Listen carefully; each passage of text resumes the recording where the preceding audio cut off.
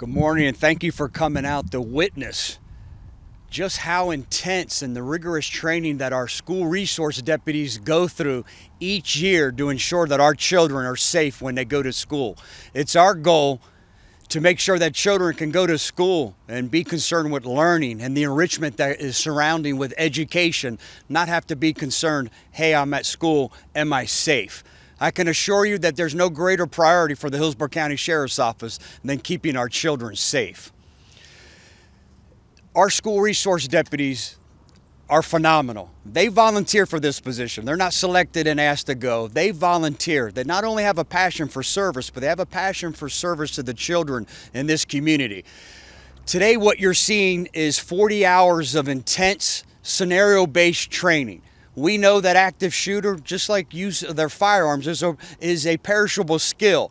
And unlike some counties or most counties that can have the opportunity, be afforded the opportunity to put on this training once, we do it every year. And here's the reason why. Best practices continue to evolve. Along with it being a perishable skill, the more that our deputies are exposed to these unimaginable, unthinkable scenarios, the more comfortable they actually become operating these scenarios. And the more prepared, the better trained they are, the more appropriate their response will be. God forbid the unthinkable happens at a school here in Hillsborough County. So I just want to make sure I begin by saying thank you. Thank you to the 55 school resource deputies and their supervisors for coming out here. You see out here, it's hot. And it is intense. When you talk about the scenarios that they're going through, there's 3 different scenarios of active shooter happening behind us. And they're constantly rotating. Every year we change schools and we change the scenarios, again, to come up with any scenario thinkable that could happen so they have a more appropriate response. This year, we added in an IED. What are they going to do? God forbid an active shooter comes on one of our schools. What if they have a smart bomb? What if they have an IED? What are they supposed to do? So we train them now. This year, we're adding in that element of, okay, this active shooter comes with some type of assault rifle. What if we have a bomb on campus too? What is their priority initiative? It's still to neutralize the threat, but now they have to worry about that as well. So scenario-based training is highly effective, and that's what you're seeing is occurring here today. Second part of making our school resource deputies effective in any type of active shooter situation is giving them the tools that they need, whether it's an assault rifle, so there's a force on force and there's a more appropriate response.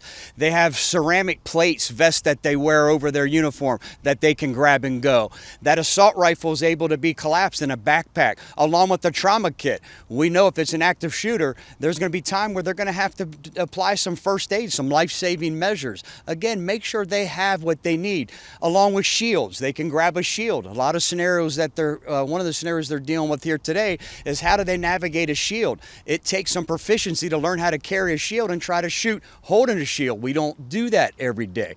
So again, making sure that the training is realistic as possible so they're prepared and that they're trained and that there's a more appropriate response.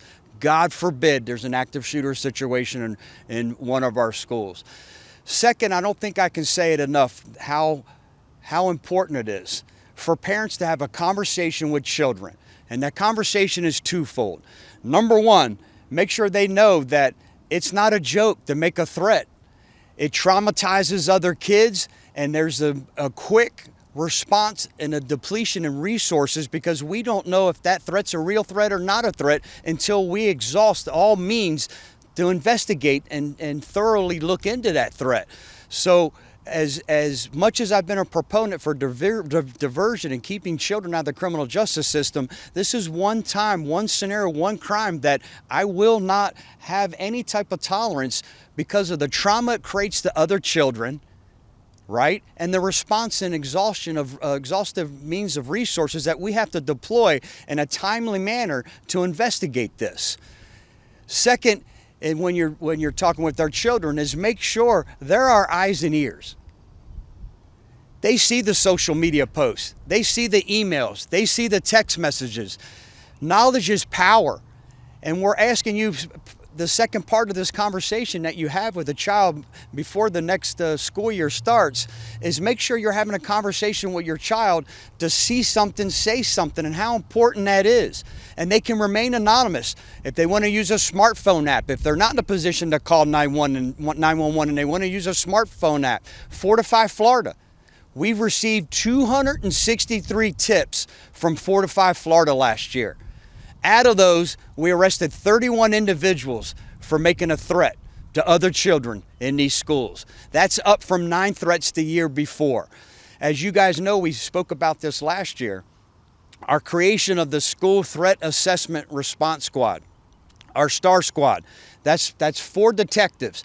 Their sole duty and responsibility is to thoroughly investigate any type of threat to schools or the children inside the schools. And they're highly effective at what they do. And again, they're a 24-hour response. So when that threat comes in at 1 o'clock in the morning, 3 o'clock in the morning, Saturday, Sunday, holiday, they immediately assemble and go out and investigate that threat.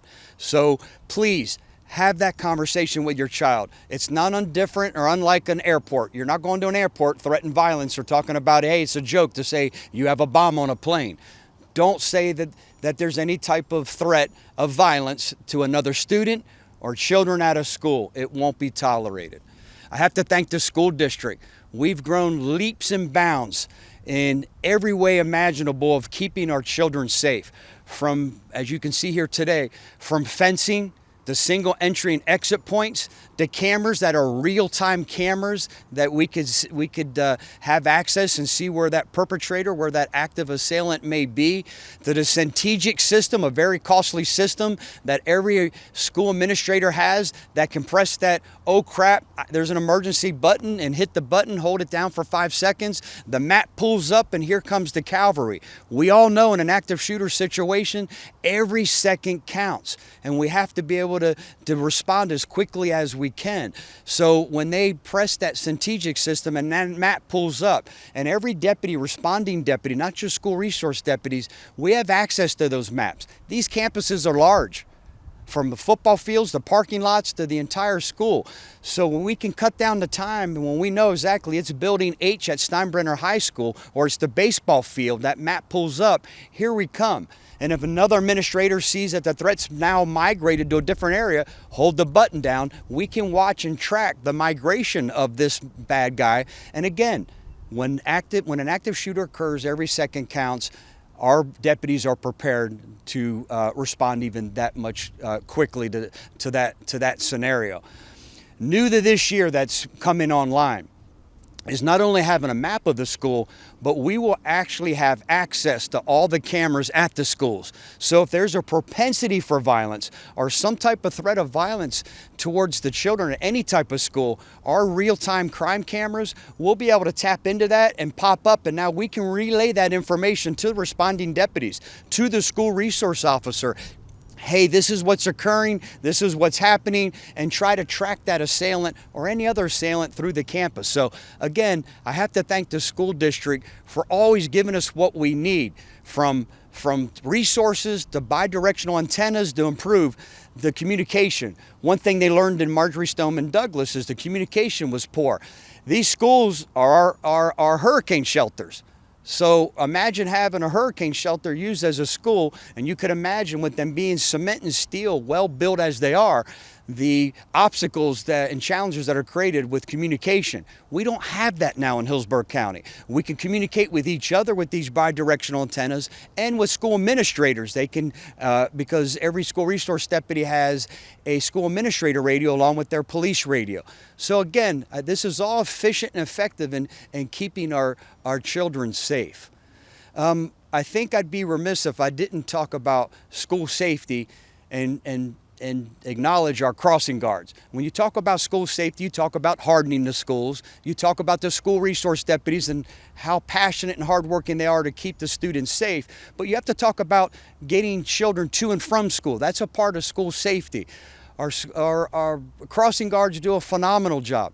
When it's hot, when it's cold, when it's rainy, they're out there ensuring that our children get to and from school safely. And we have 302 crossing guards that cover 335 crossings. They are busy, they are dedicated, they are passionate, and I just wanted to mention them and all of their hard work and what they continue to do to keep our children safe. So as you can see here today, we are prepared, we are trained. As children and parents get to enjoy some summer break, we're not taking a day off. We're out here making sure we're prepared for the year ahead. And I'm here as your sheriff saying that we're doing everything within our resources to make sure we are prepared for the start of the new school year, keeping your child's safety in mind. Any questions I can answer? Sheriff, you mentioned learning about mistakes with Marjorie Stoneman Douglas and communication. Do you do that often? Look at these unfortunate tragedies like a Uvalde and take lessons from that and incorporate it into best practices every year?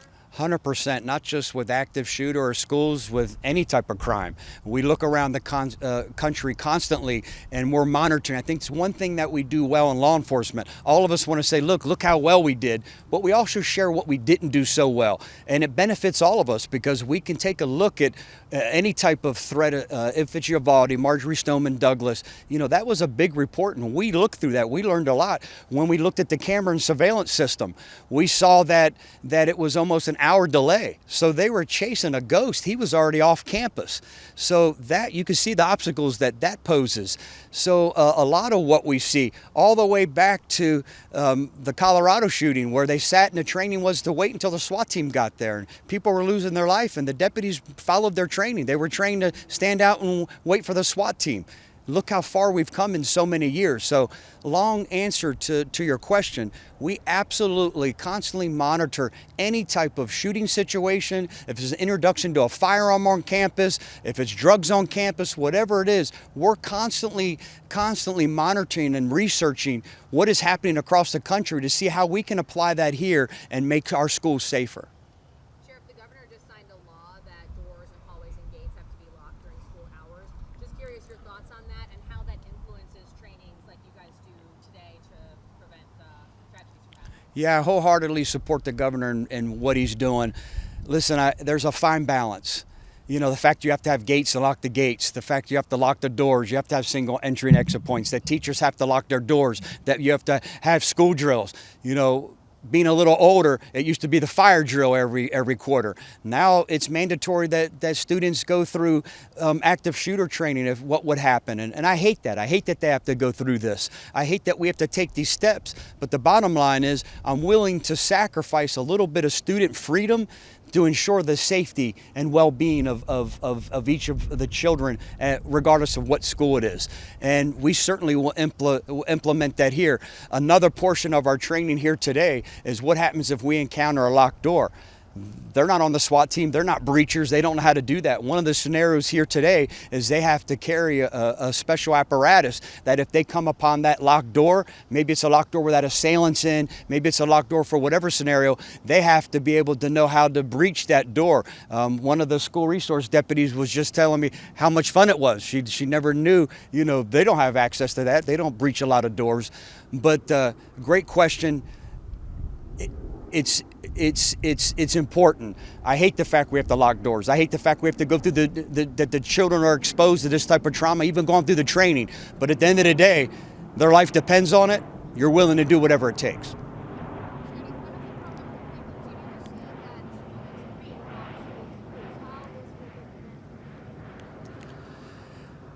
I think a lot of it is just the threats. You know, once we track them down, there were 198 threats last year that we had to investigate. It resulted in the arrest of 31 people, but that's 198 cases where our deputies and detectives have to go out in a timely manner. There's a sense of urgency, not knowing if it's a joke or it's a not. I think what we continue to see is people who, for whatever reason, maybe it's the student stress level, their mental health and well-being, or whether they think it's a joke. There's a lot of different reasons, none of them warranted, for why they're making an idle threat. We don't have the luxury of sitting back to wait to see, okay, is this person serious or not serious? We don't have that luxury, and we'll never ever be able to take any of them more lightly than what we do. We treat everything like a real threat until we're proven otherwise. So I think what we continue to see is threats. Now, here's the good news. The good news, what we continue to see with 263 individual students that reported other students for these threats. 263 tips that came in on Fortify Florida, the smartphone app. What we're seeing is students are tired of it too. Students are tired of it too. They're tired of being worried whether they're safe in class as well. So they're taking advantage of their smartphone app, whatever they need to do, and they're reporting other students. So as much as we're seeing some of the threats trend up, it's actually, I should say, trend down. It was 243 the year before, 198. So a slight trend down, but some more serious threats with the arrests going from 9 to 31. But what we're seeing is the threats are still coming in, and I think if we can make some progress, it's us as parents continuing to have these conversations with our children that there's no scenario to where it's justified that they're making a threat against a fellow student or against students in a school. Zero tolerance, and it won't be tolerated.